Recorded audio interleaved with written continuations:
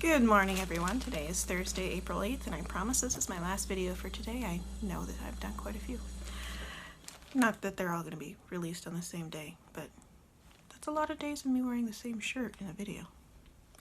So, the last one I wanted to do was for my Spunky Eclectic spin. The colorway was called Gimme Peace. It's one of her Spunky Club colors, so this one's the March 2021. So you can see it's lots of really pastel colors.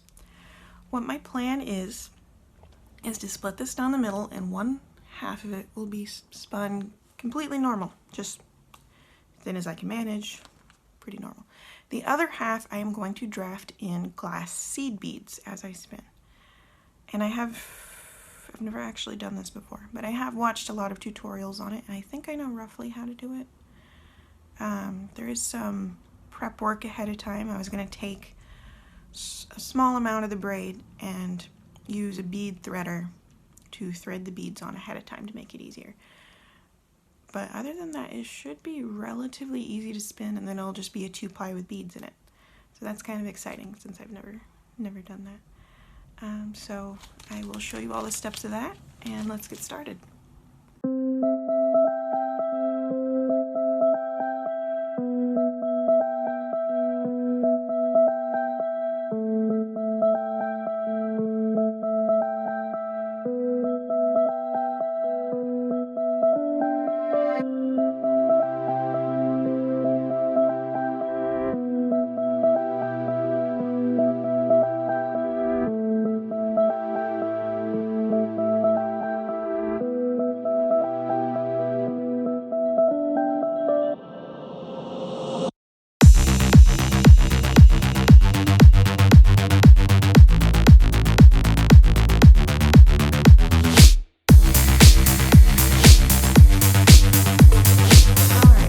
Finished my beaded yarn.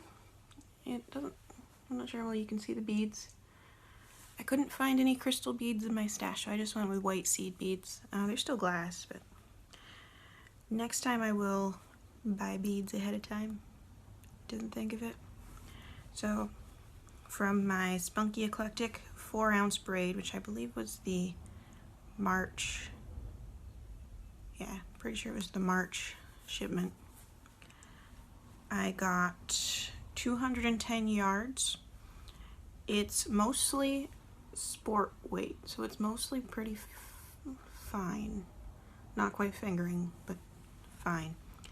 And then every part where I added a bead, because of the technique I was using, it puffed out, so the bead parts are lumpy. Which I kind of expected. This is my first time using beads in a yarn.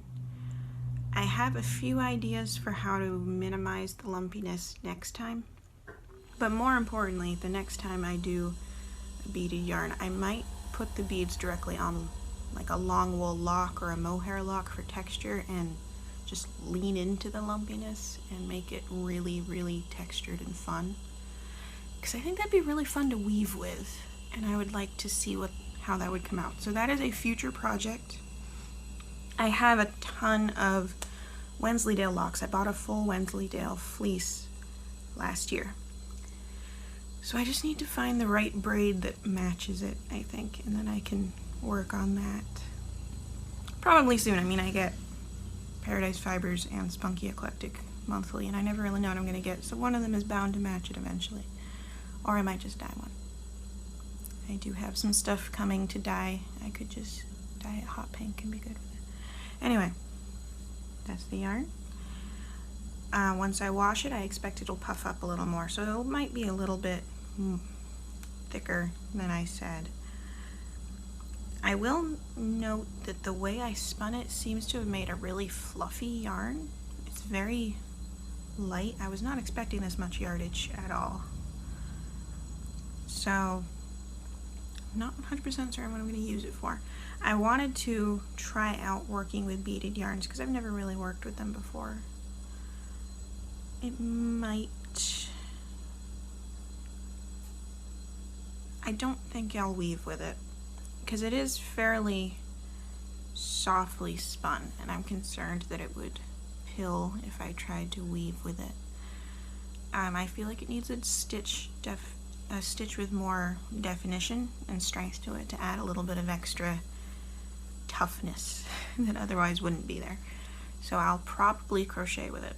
I kind of want to try crocheting a hat and just seeing how the beads look like as they come out of the stitches. Because like I said, I've never worked with a beaded yarn before. I've always wanted to. So I'll probably try that. It's going to be backburnered for a while. I have a lot of projects to catch up on first. But you will see it eventually.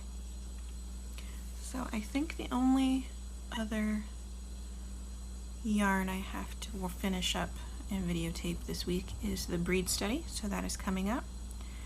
And you'll see you soon. Hope you have a great weekend.